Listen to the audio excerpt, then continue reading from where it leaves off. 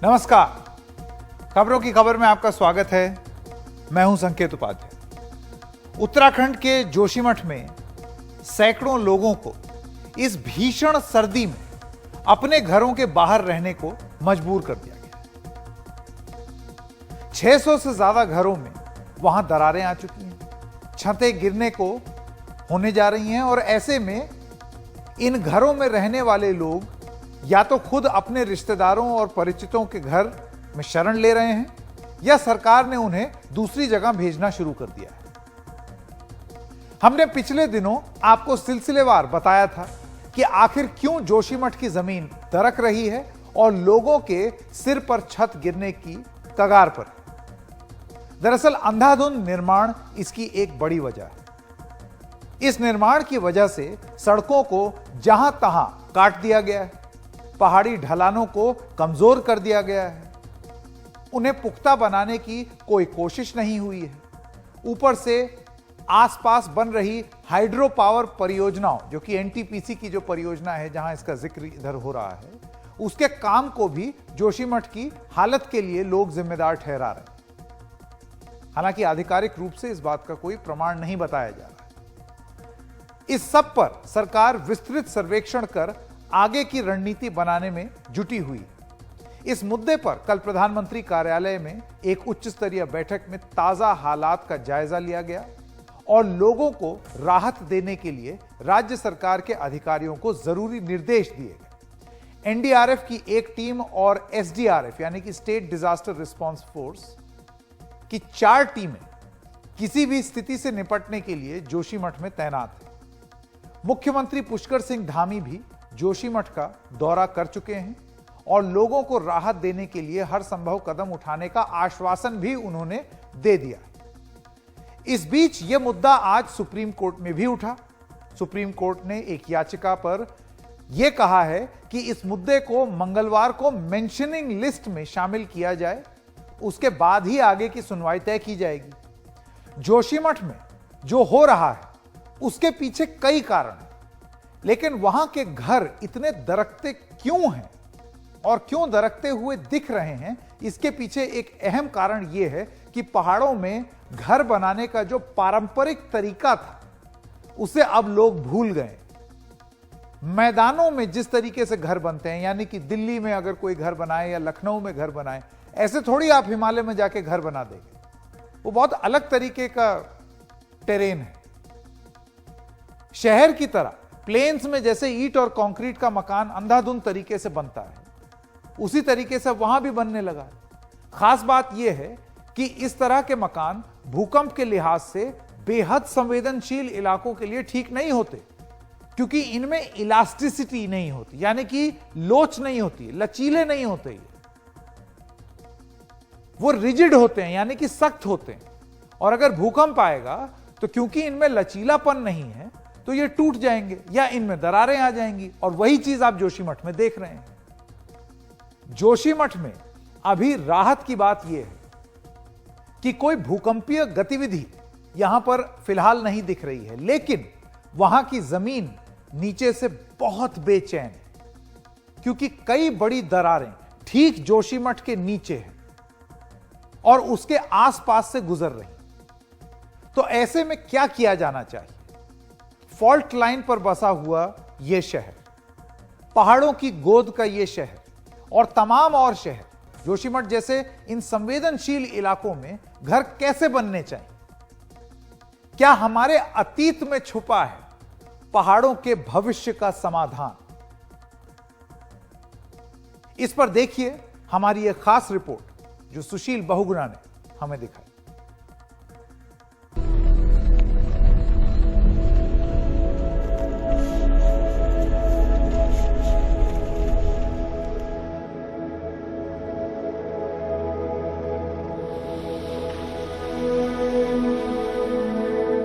बेटे मजबूरी में क्या कर, छोड़ के जाए कहाँ? सारी हमारी जमीन जगह सब धस रही, कौन बनाएगी इसमें ना, कौन खर्च करेगा?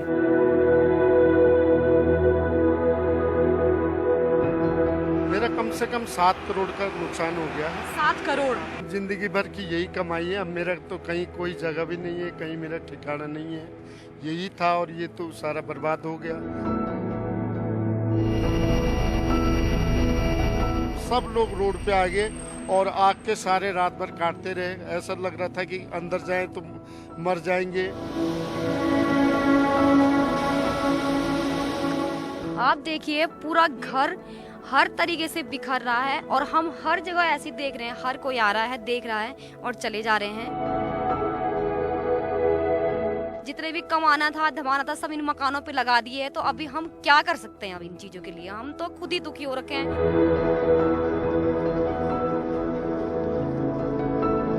सामरिक, सांस्कृतिक और धार्मिक लिहाज से अहम उत्तराखंड के जोशीमठ का ये हाल। यहाँ मकानों का ये हाल तब है जब भूकंप के लिहाज से बेहद संवेदनशील इस इलाके में बीते 23 साल में कोई बड़ा भूकंप नहीं आया। जोन 5 का ये वो इलाका है जहां जमीन के नीचे बड़ी बेचैनी है। जानकारों के मुताबिक कभी भी कोई बड़ा भूकंप यहां आ सकता है। याद कीजिए 31 साल पहले उत्तरकाशी की वो रात। 20 अक्टूबर 1991 उत्तरकाशी में आधी रात को आए विनाशकारी भूकंप में करीब 800 लोग मारे गए। 6.2 की तीव्रता वाले इस भूकंप में 5000 से ज्यादा घायल हुए। हजारों मकान पूरी तरह तबाह हो गए। 8 साल बाद 28 मार्च 1999 उत्तराखंड के चमोली में 6.8 की तीव्रता के भूकंप ने फिर तबाही बरपाई। 100 से ज्यादा लोग मारे गए, सैकड़ों घायल हुए, हजारों मकान तबाह हो गए। दोनों ही हादसों में ज्यादातर लोगों की मौत अपने ही मकानों के नीचे दबने से हुई। Earthquake never kills anybody. If there is an earthquake today and I'm standing on the open ground, I'm not going to get killed. It's the building which kills you. इन हादसों के बाद हिमालयी राज्यों में ये एहसास और गहरा हो गया कि दरअसल ये हमारे बनाए आशियाने ही रहे जो ऐसे मौकों पर हमारी सबसे बड़ी आफत साबित हुए। जब 1991 का भूकंप आया तो हम लोग तुरंत वहाँ 4-5 दिन के बाद उस इलाके में 10-15 दिन के लिए गए थे। हमने ये देखा कि पूरी की पूरी उत्तरकाशी की जो घाटी है भागीरथी की, उसमें जितना जिला मुख्यालय बनने के बाद 60 में जो जिला मुख्यालय बना, जितने सीमेंट के स्ट्रक्चर थे, जिलाधिकारी कार्यालय से लेके जिलाधिकारी के निवास, कप्तान का निवास, GIC फलां और वहाँ से लेके भटवाड़ी तक और नीचे तक, उनमें से कोई भवन वहाँ नहीं बचा। Every cemented house was collapsed. इसके विपरीत जो अपर भागीरथी घाटी है, जैसे कि हर्षिल वाला इलाका, लकड़ी के मकान थे, सब के सब लकड़ी के मकान बने रहे। फिर उसके बाद जब हम जमुना घाटी में आए तो हमारे लिए आश्चर्य था कि सबके सब लोग भागीरथी घाटी में क्यों दिवंगत हो रहे हैं। भूकंप तो यहाँ भी आया है। तो हमने देखा कि जमुना घाटी में इसलिए लोग बच गए या रवाई में इसलिए लोग बच गए क्योंकि यहाँ सब ट्रेडिशनल मकानों में रहते हैं। उन मकानों को भूकंप का अनुभव है और वो भूकंप के साथ रहना जानते हैं, या दूसरे शब्दों में कहें कि वो भूकंप को चुनौती देना जानते हैं। और तब हमारा ध्यान गया अपने पुरखों की पारंपरिक समझदारी की ओर, जिसे समय के साथ हम भूलते चले गए। हमारी निगाहें 200-300 साल से इसी इलाके में खड़ी ऐसी कई इमारतों की तरफ गईं। उत्तराखंड की यमुना घाटी हमेशा से 3 अलग अलग बड़ी समृद्ध परंपराओं को, समृद्ध संस्कृतियों को पालती पोसती आई है। हम इस वक्त रवाई इलाके में हैं और ये रवाई का कोटी बनाल गांव है। सतरंगी लोक विरासत से धनी इस इलाके की ये इमारत भूविज्ञानियों, वास्तुशिल्पियों और इतिहासकारों का ध्यान अपनी ओर खींचती रही हैं। इस इलाके में ऐसी 5 मंजिला इमारत को पारंपरिक तौर पर सुमेर, कोठी या चौखट कहा जाता है। एक जमाने में ये स्थानीय समाज में बड़ा रुतबा रखने वाले लोगों जैसे राजा के स्थानीय प्रतिनिधियों का घर रही, जिन्हें थोकदार कहा जाता था।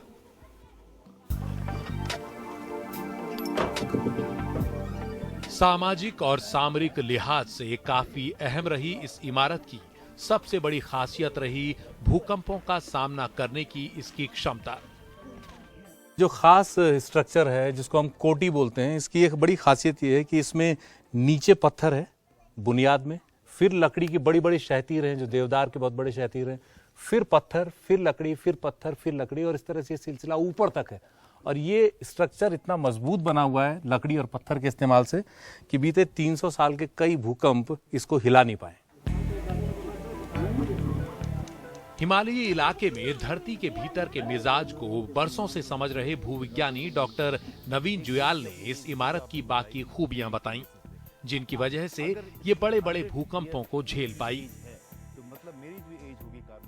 उस वक्त इन्होंने ये ध्यान जरूर दिया है कि जिसका जो बेसमेंट हो वो बेसमेंट हार्ड रॉक पे हो। अगर हार्ड रॉक पे ना होकर सॉफ्ट रॉक पे होता तो अर्थक्वेक जब वेव्स चलती है, सेस्मिक शॉकिंग बोलते हैं हम उसको, उसके कारण क्या होता है कि सॉइल जो होती है वो लिक्विफाई हो जाती है और उसके कारण बिल्डिंग को कोलैप्स होने के चांसेस होते हैं।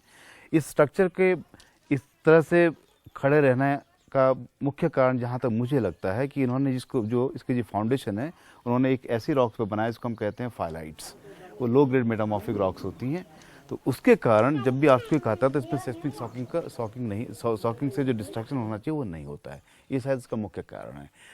इसका ये इम्प्लाई करता है कि जो हमारा ट्रेडिशनल विजडम था कंस्ट्रक्शन टेक्नोलॉजी का, उनको ये पता था कि हमें मकान कहाँ कंस्ट्रक्ट करने चाहिए। ये तकनीक उन्होंने यूं ही थोड़ी सीखी होगी और कोई लॉरी बेकर थोड़ी उस जमाने में आया होगा। ये तकनीक उन्होंने प्रकृति से जूझते हुए सीखी होगी। सदियों से कुदरत के कोप से जूझते हुए जो हुनर हमारे पुरखों ने सीखा, कोटी बनाल वास्तुशिल्प से बनी ऐसी इमारतें उसी का नतीजा हैं। वो जानते थे कि घर नदियों झरनों से कुछ दूर होने चाहिए। वो जानते थे कि उनकी बुनियाद पुख्ता होनी चाहिए, किसी ठोस चट्टान पर हो तो बेहतर।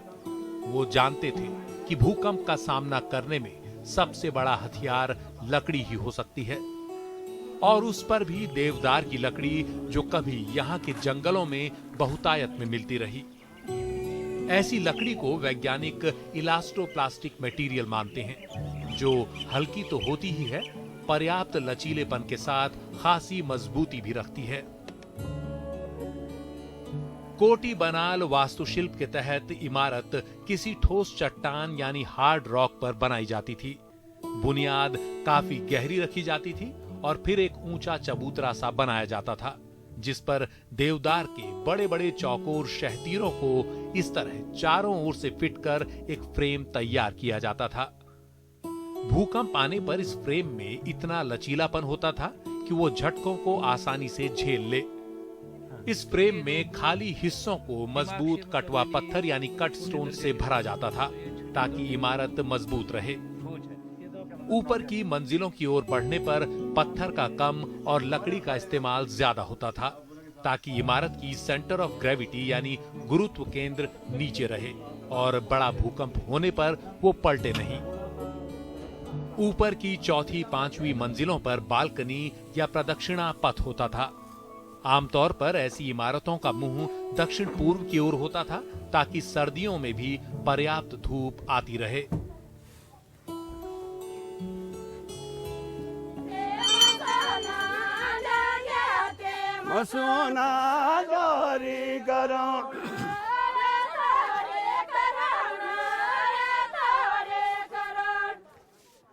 दरअसल इन पहाड़ी इलाकों की कई दुश्वारियां हिमालय के निर्माण में छुपी हुई हैं। जानकारों के मुताबिक करीब 50 करोड़ साल पहले धरती दो बड़े महाद्वीपों में बंटी हुई थी, गोंडवाना और लॉरेशिया। धरती के विकास क्रम में गोंडवाना लैंड टूटकर अलग अलग दिशाओं में बिखरा। इसका एक हिस्सा जो उत्तर की ओर बढ़ते हुए यूरेशियन प्लेट से टकराया, वो आज भारत का बड़ा भूभाग है। यह भारतीय प्लेट आज भी यूरेशियन प्लेट से रगड़ खाती हुई आगे बढ़ रही है, और इसी रगड़ और दबाव का नतीजा है हिमालय का निर्माण।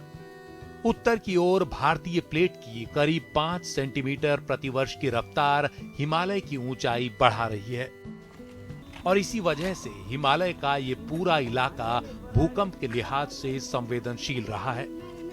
बीता इतिहास देखें तो समय समय पर इस इलाके में 8 की तीव्रता से बड़े भूकंप आते रहे हैं। 1897 में शिलोंग, 1905 में कांगड़ा, 1934 में नेपाल बिहार बॉर्डर और 1950 में असम के भूकंप ऐसे ही बड़े भूकंप रहे। मध्य हिमालय जिसमें पूरा उत्तराखंड पड़ता है, उसमें बीते 200 साल से बहुत बड़ी तीव्रता का भूकंप नहीं आया। यही वजह है कि इसे सेंट्रल साइज्मिक गैप कहा जाता है, जहां धरती के नीचे बेचैनी बनी हुई है। करीब 1000 किलोमीटर का ये इलाका इसीलिए और भी ज्यादा संवेदनशील हो जाता है। मध्य हिमालय खास करके उत्तराखंड को जो हिमालय है, इसको हम सेस्मिक गैप कहते हैं, यानी कि एक मेजर अर्थक्वेक इस इलाके में 7+ का आने की संभावना बनाए हुए है। कब आता हम नहीं जानते। 2 अर्थक्वेक आ चुके हैं, 1991 का, 1999 का। इन दोनों अर्थक्वेक ने यहाँ पे तबाही तो करी है, पर अब अगर जो तबाही होगी वो अगर उससे बड़ा अर्थक्वेक मैग्नीट्यूड का अर्थक्वेक आता है तो तबाही बहुत घातक होने वाली है। तो हमें अपने traditional technology of house construction को फिर से जीवित करना पड़ेगा। हिमालयी इलाके के इस मिजाज को हमारे पुरखों ने अपने अनुभव से समझा और उसी समझ का नतीजा है ऐसे टिकाऊ निर्माण।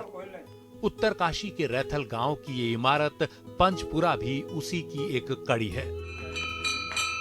यही नहीं, ये समझ इस इलाके के पुराने मंदिरों के निर्माण में भी दिखती है। जितने भी हमारे मंदिर हैं, खास करके वो मंदिर जिनको हम जो जैसे पंच केदार है, उसमें केदारनाथ, तुंगनाथ, मधमेश्वर, रुद्रनाथ आता है और हमारा बद्रीनाथ आता है। ये सारे मंदिर हमारे अर्थक्वेक जोन 5 में स्थित हैं और इन सब मंदिरों को अगर आप देखेंगे, इन सारे मंदिरों के अंदर में वो टेक्निक जिसको हम अर्थक्वेक रेजिस्टेंट टेक्निक कहते हैं वो उपलब्ध है। लेकिन आज ऐसी पारंपरिक और टिकाऊ इमारतें नहीं दिख रही। इसकी एक वजह है ऐसे निर्माण के जानकारों की लगातार घटती तादाद और दूसरा इनके निर्माण की सामग्री का आसानी से न मिलना। अब पेड़ों को काटने पर पाबंदी है, जो एक अच्छी बात है, लेकिन जानकारों का मानना है कि कुछ हद तक इसकी कमी चीड़ के वो पेड़ पूरी कर सकते हैं जो उन जंगलों में लगे हैं जो बांज और दूसरी वनस्पतियों के हैं। 1980 के फॉरेस्ट एक्ट के कारण आप माइनिंग नहीं कर सकते हैं। तमाम माफिया माइनिंग कर रहे हैं। आप अपने मकान बनाने के लिए पत्थर नहीं निकाल सकते हैं। चीड़ हमारे यहाँ सरप्लस हो रहा है, उसकी थिनिंग करके आप लोगों को टिम्बर नहीं दे रहे हैं। अच्छा लकड़ी का मकान बनाए।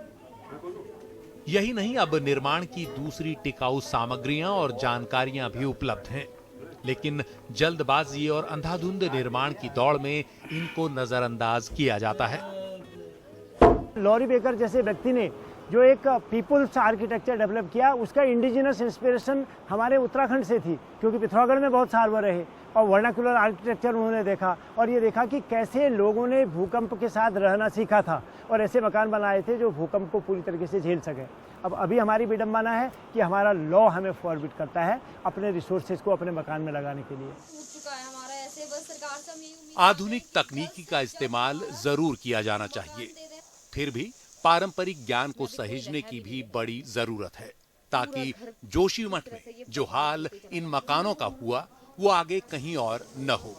हम निर्माण में पारंपरिक समझदारी और आधुनिक विज्ञान दोनों को मिलाकर चलें।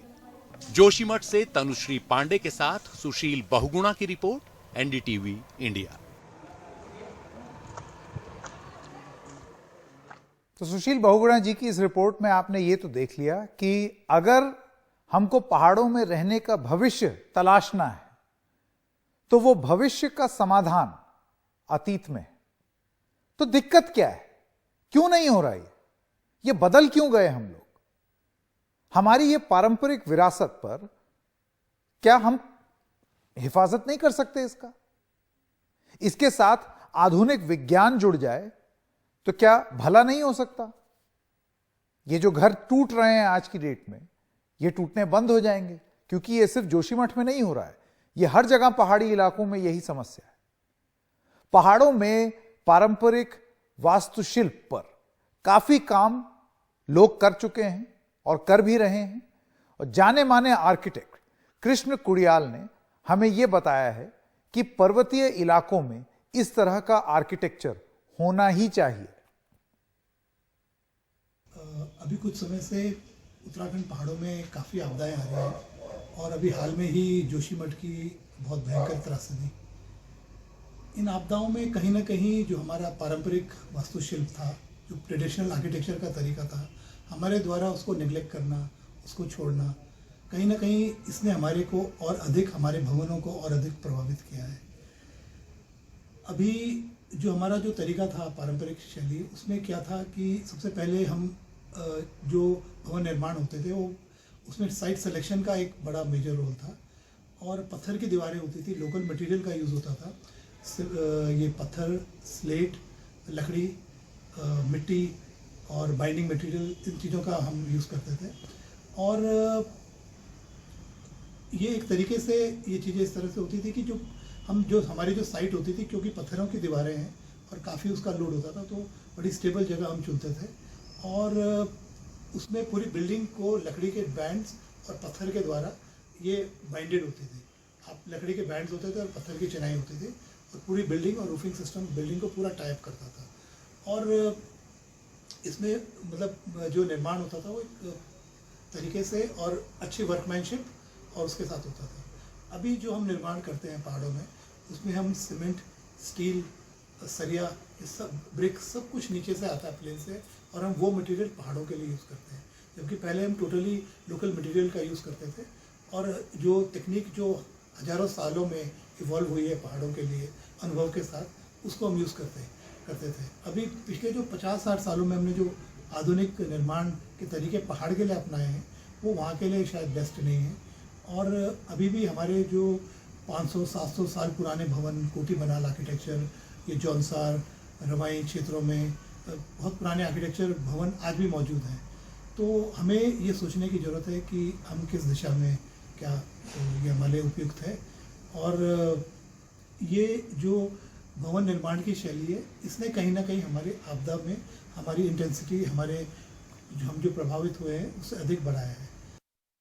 सोचिए, समाधान हमारे पास है, अतीत में हमारे पास था, लेकिन वर्तमान में नहीं।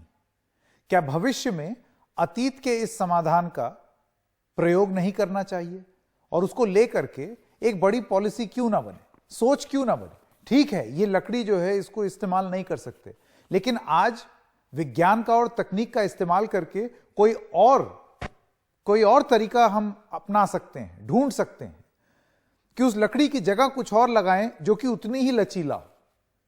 अगर आप सीमेंट लगाएंगे पहाड़ों में, ईंट लगाएंगे, तो ये मकान टूटेंगे और तबाही होगी। इस तबाही से बचना है। और क्योंकि हम तबाही की बात कर रहे हैं, तो आइए आपको पहले यह बता दें कि आपको याद होगा अमेरिका में पिछले राष्ट्रपति डोनाल्ड ट्रंप ने राष्ट्रपति चुनावों में जो बाइडेन थे, उनके हाथों जो उनकी हार हुई थी उसको स्वीकार नहीं किया था और उनके समर्थकों ने अमेरिकी कांग्रेस कैपिटल हिल में जमकर हिंसा की और तबाही मचाई। वो कैपिटल हिल के अंदर घुस जाए और जमकर हंगामा किया उन्होंने। दुनिया भर में उसकी बड़ी आलोचना हुई। कुछ वैसी ही स्थिति ब्राजील में भी देखने को मिली है। ब्राजील में जब से लूला दा सिल्वा की वामपंथी सरकार सत्ता में आई है, वहां उथल पुथल मच गई है पूरी तरीके से। वहां की जो राजधानी है ब्राजीलिया, वहां पर धुर दक्षिणपंथी नेता और पूर्व राष्ट्रपति जायर बोल्सोनारो के समर्थकों ने जमकर उत्पात मचाया हुआ है। हजारों उपद्रवियों ने वहां के राष्ट्रपति भवन, कांग्रेस यानी कि वहां की संसद, इन सब इमारतों पर, यहां तक कि वहां की सुप्रीम कोर्ट पर भी धावा बोल दिया है। मानने को ही तैयार नहीं है नतीजे को कि नहीं, हम नहीं मानते। उपद्रवी मांग यह कर रहे हैं कि सेना दखल दे और लूला दा सिल्वा को सत्ता का चार्ज लेने से रोके। ऐसे हजारों उपद्रवियों को पुलिस गिरफ्तार करके जेल में डाल रही है। दरअसल पिछले साल अक्टूबर में राष्ट्रपति चुनाव में जो करारी हार हुई बोल्सोनारो की, उसके बाद उनके समर्थकों ने अभी तक इस हार को स्वीकार नहीं किया है। वहीं पर राष्ट्रपति लूला ने बोल्सोनारो पर अपने समर्थकों को हिंसा के लिए उकसाने का आरोप लगाया है। अब आप सोचिए, जो चीज अमेरिका में हुई अब वही ब्राजील में हो रही है।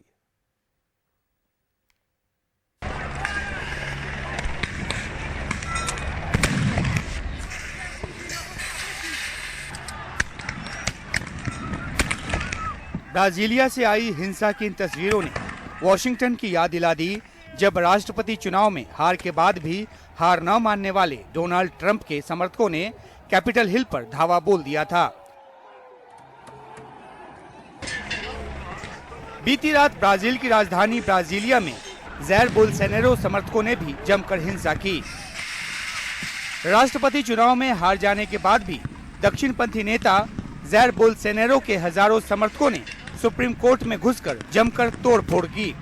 इनमें से कई ब्राजील फुटबॉल टीम की जर्सी पहने हुए थे। उन्होंने कांग्रेस बिल्डिंग और राष्ट्रपति भवन में भी उपद्रव करने की कोशिश की। ये अक्टूबर में बोल्सोनारो को मिली हार अब तक पचा नहीं पाए हैं और ब्राजील की सेना से दखल देने की मांग कर रहे हैं। बोल्सोनारो को मात देकर राष्ट्रपति बने लुला डी सिल्वा हमले के वक्त राजधानी में नहीं थे। साओ पाउलो से लौटने के बाद उन्होंने हिंसा से हुए नुकसान का जायजा लिया। इस हिंसा के लिए सीधे तौर पर बोल्सोनारो को जिम्मेदार ठहराया और हिंसा करने वालों को कड़ी सजा देने की बात की। मैं आपको बताना चाहता हूं कि जिन लोगों ने ऐसा किया है वो पकड़े जाएंगे और उनको सजा भी दी जाएगी। वो देखेंगे कि आजादी का अधिकार, संवाद की आजादी, अभिव्यक्ति की आजादी सभी है, लेकिन ये भी जरूरी है कि लोग उन संस्थाओं का सम्मान करें जो लोकतंत्र की मजबूती के लिए बनाई गई है। 400 से अधिक उपद्रवियों को गिरफ्तार किया गया है। इनको भरकर लाने वाली बसों को सीज किया गया है। पूर्व राष्ट्रपति बोल्सोनारो राष्ट्रपति लुला की शपथ में शामिल हुए बगैर विदेश चले गए थे और उनके अमेरिका के फ्लोरिडा में होने की खबर है। उन्होंने ट्वीट कर इस हिंसा में अपना हाथ होने की बात से इनकार किया और हिंसा की निंदा भी की। लिखा कि शांतिपूर्ण प्रदर्शन लोकतंत्र का हिस्सा है, लेकिन सार्वजनिक इमारतों में हिंसा और तोड़फोड़ जैसा कि आज किया गया है और जो 2013 और 2017 में लेफ्ट के द्वारा किया गया था, वह निंदनीय है। मैंने अपने कार्यकाल में हमेशा संविधान का पालन किया है, कानून और लोकतंत्र की रक्षा की है।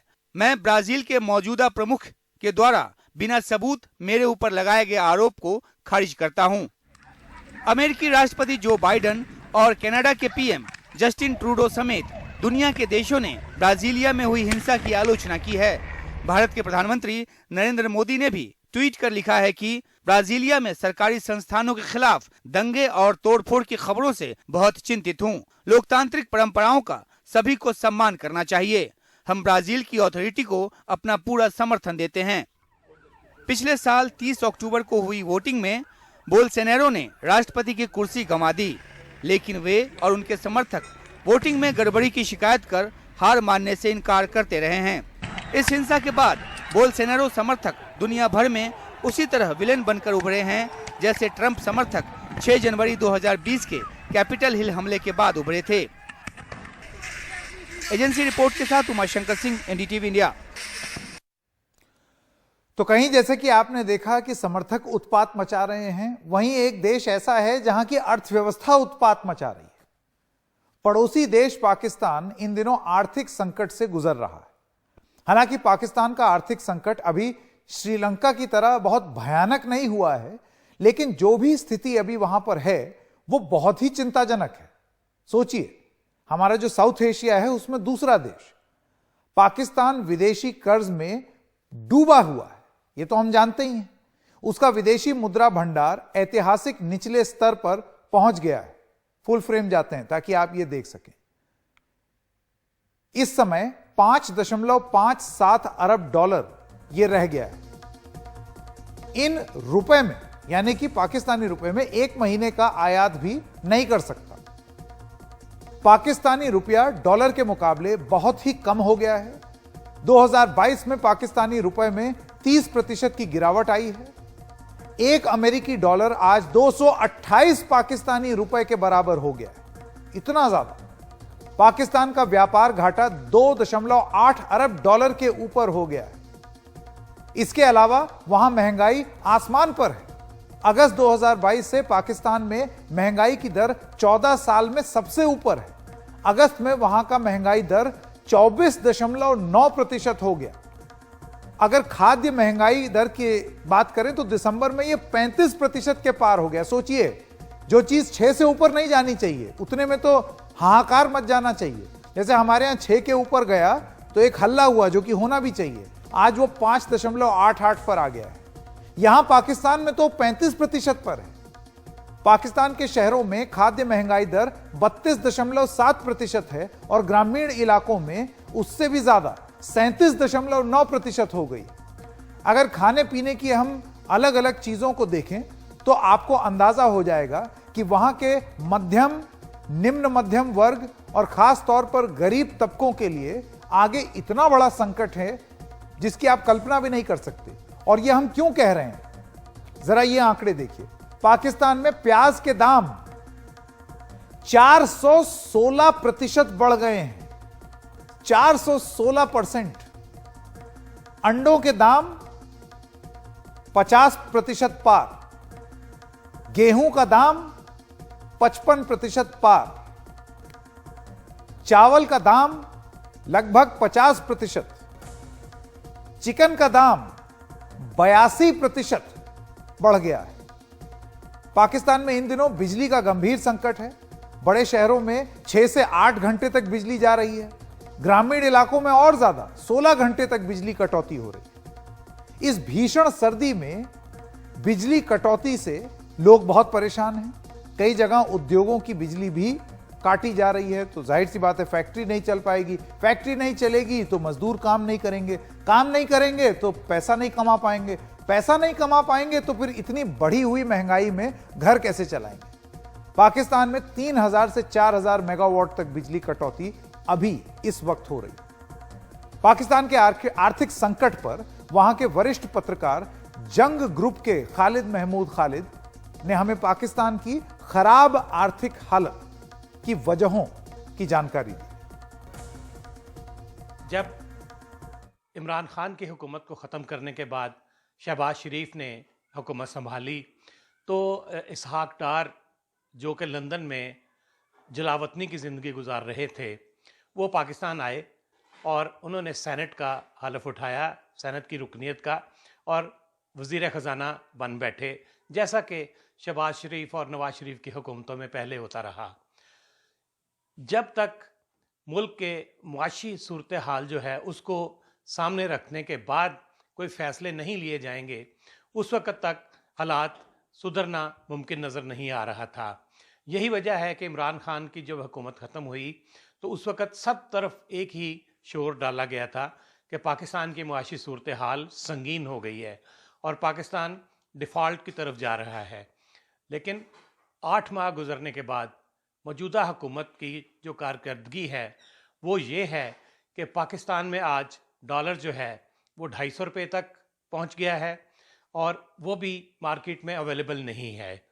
अगर हम एलसीज खोलना चाहें तो हुकूमत की तरफ से पाबंदियां लगी हुई हैं।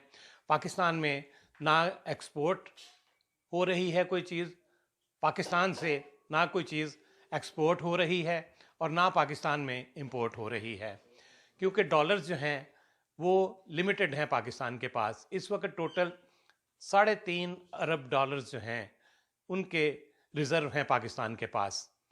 और इस माह जनवरी में हमने IMF की किस्त भी अदा करनी है। यानी जिस तरीके से आहिस्ता आहिस्ता डॉलर्स के रिज़र्व जो हैं वो ख़त्म हो रहे हैं, पाकिस्तान की मुआशी सूरत हाल जो है वो मज़ीद ख़राब हो रही है।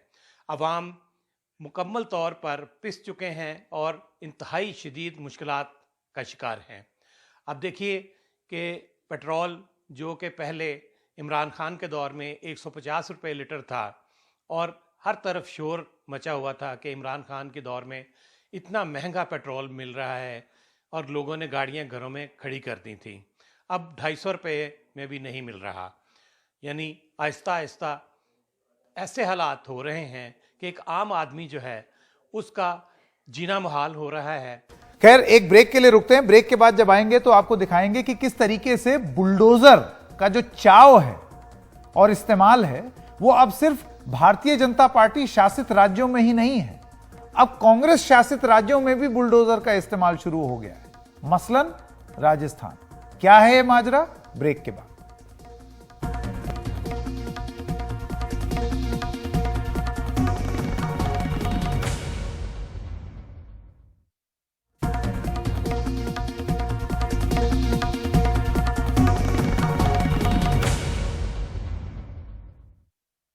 खबरों की खबर में आपका एक बार फिर से स्वागत है। अब ऐसा लगता है कि बुलडोजर वाली राजनीति जो है या बुलडोजर वाला एक्शन, ये अब भारतीय जनता पार्टी शासित राज्यों से खिसक कर अब कांग्रेस शासित राज्यों में भी इसका असर दिखाई देने लगा है। बात कर रहे हैं राजस्थान की, जहां पर एग्जाम पेपर लीक घोटाले के एक आरोपी की एक बिल्डिंग इसी तरीके से बुलडोजर कार्रवाई में गिरा दी गई। जयपुर में बुलडोजर, अधिगम कोचिंग इंस्टीट्यूट की इमारत को गिरा दिया गया। आरोप है कि कोचिंग संचालक भूपेंद्र सारण और सुरेश ढाका हाल ही में हुए सीनियर टीचर्स भर्ती परीक्षा पेपर लीक मामले के सरगना हैं। दोनों फरार हैं, पुलिस उन्हें तलाश रही है। बिल्डिंग अनिल अग्रवाल की है। आवासीय पे गंभीर प्रकृति की व्यावसायिक अवैध बिल्डिंग थी ये। इसके संदर्भ में तात्कालिक कारण तो पेपर लीक प्रकरण है और इसका मूल जो आधार है इसका ध्वस्तीकरण का, ये रोड सीमा पे और आवासीय भूखंडों के ऊपर गंभीर प्रकृति की व्यावसायिक बिल्डिंग वर्ग, न केवल सेटबैक्स को कवर किया इन्होंने, जैसे आप देख रहे हैं कि कॉर्नर पे अवस्थित है, सामने की तरफ 20 फीट का सेटबैक इसमें छोड़ना था, इधर 15 फीट था, तीसरी तरफ 10 फीट था, इनको ही कवर नहीं किया। मुख्य सड़क की भूमि को भी अतिक्रमित करते हुए अवैध बिल्डिंग बनी थी। मामला 24 दिसंबर का है, जब पुलिस ने मुखबिर की सूचना पर एक बस में 40 से ज्यादा लोगों को पकड़ा। उनके पास परीक्षा के एक दिन पहले सीनियर टीचर्स रिक्रूटमेंट एग्जाम का पेपर मिला। पेपर एक दिन पहले आउट हो चुका था। सरकार को परीक्षा रद्द करनी पड़ी थी। मुखबिर से सूचना मिली थी कि जो एग्ज़ाम चल रहा है उसमें कुछ लोगों को बस के थ्रू ले जाया जाकर उनको एग्ज़ाम सॉल्व करवाया जाकर और उनको हेल्प की दी जा रही है। तो इस सूचना को डेवलप किया गया और लगातार पीछा करके इन लोगों को बेकरे के पास पकड़ा गया है। इसमें भी 40 से ज़्यादा लोग, जिसमें कैंडिडेट्स मेजॉरिटी कैंडिडेट्स हैं जो जालौर को बिलोंग करते हैं और कुछ लोग ऐसे हैं जो उनको पेपर सॉल्व करवाने में मदद कर रहे हैं, तो उनको पकड़ा गया है अभी। जोधपुर से एक आरोपी सुरेश विश्नोई को पुलिस ने पकड़ लिया है, लेकिन कोचिंग इंस्टीट्यूट चलाने वाले फरार हैं। ये दूसरी बार है जब राजस्थान में शिक्षक भर्ती परीक्षा का पेपर लीक हुआ है और जाहिर है एग्जाम देने वाले नाराज हैं। मुझे 2 साल हो गए इसकी तैयारी करते हुए सेकंड ग्रेड की। मैं तो आस लगी थी कि कहीं ना कहीं मुझे रोजगार मिलेगा, मैं एक टीचर बनूंगा। तो उसके बाद में ऐसी हालात देखने के बाद में लगता है कि गहलोत सरकार 4 साल का तो जश्न मना रही है, पर स्टूडेंट के साथ जश्न मनाने का इनका कोई रोल नहीं है। राजस्थान सरकार अपने आप में चिंतित है। जिस तरह से रीट का एग्जाम लीक हुआ था, अब सीनियर टीचर्स का जो पेपर है वो भी लीक हो गया है। 1 साल में चुनाव होने वाले हैं यहाँ पर, और जो यूथ है, जो युवा पीढ़ी है, जो काफ़ी मशक्क़त करके, काफ़ी मेहनत करके इन सब सरकारी भर्तियों के लिए तैयारी करते हैं, उनके सपनों पर एक तरह से पानी फिर जाता है। तो सही राजनीतिक मैसेज जाए, उसको लेकर राजस्थान सरकार की सख्त कार्रवाई। जयपुर से हर्षा कुमारी सिंह, NDTV इंडिया। खबरों की खबर में आज इतना ही। नमस्कार।